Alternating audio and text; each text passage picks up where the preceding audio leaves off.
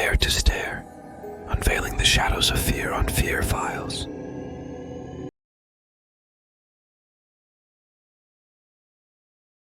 As days turned into weeks and weeks into months, Brackenmoor flourished under the warm embrace of Eleanor Blackwood's guiding hand. The scars of the past began to fade, replaced by a renewed sense of hope and optimism that permeated every corner of the village.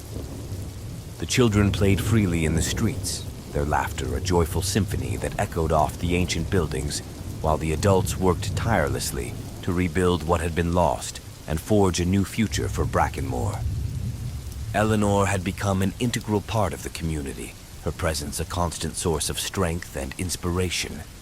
She worked tirelessly to heal the wounds of the past, offering comfort and guidance to those who needed it most. She listened to their stories, their hopes and fears, and she offered them a shoulder to lean on and a hand to hold as they navigated the uncertain waters of the present. But amidst the bustling streets and cheerful laughter of the villagers, Eleanor couldn't help but feel a sense of unease.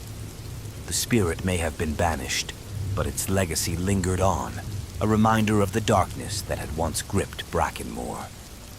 She knew that the battle for the village's soul was far from over, and that there were still challenges to face and obstacles to overcome in the days ahead. One evening, as Eleanor sat alone in her cottage, poring over the ancient book that had led to the breaking of the curse, she felt a presence stir in the room. She looked up, her heart pounding in her chest, and saw a figure standing in the doorway, a figure she knew all too well.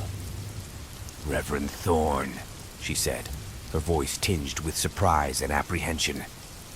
"What are you doing here?" The Reverend stepped into the room, his expression somber. "I've come to offer my apologies, Miss Blackwood," he said softly. "I was wrong to doubt you, to stand in your way. You were right to break the pact. It was a pact born of fear and desperation, a pact that brought nothing but suffering to the people of Brackenmoor." Eleanor studied the Reverend's face, his eyes filled with genuine remorse. She could sense the weight of his words, the burden of regret that he carried with him. "Thank you, Reverend," she said quietly. "But the past is behind us now.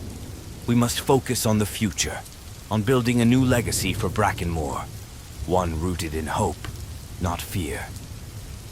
The Reverend nodded, a faint smile playing at the corners of his lips. "Indeed, Miss Blackwood, the future of Brackenmoor is in good hands with you at the helm." As he turned to leave, Eleanor felt a sense of closure wash over her. The wounds of the past may never fully heal, but they could be transformed into something beautiful, a legacy of light that would guide Brackenmoor into a brighter tomorrow. And as she watched the Reverend disappear into the night, Eleanor knew that the spirit of Brackenmoor, the spirit of resilience, of compassion, and of unwavering determination, would live on, a beacon of hope for generations to come. And though the road ahead would surely be fraught with challenges and uncertainties, Eleanor Blackwood would face them with courage and grace, knowing that she had found her true purpose in the village she now called home.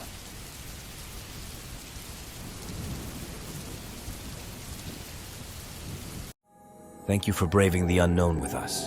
Until next time, stay haunted.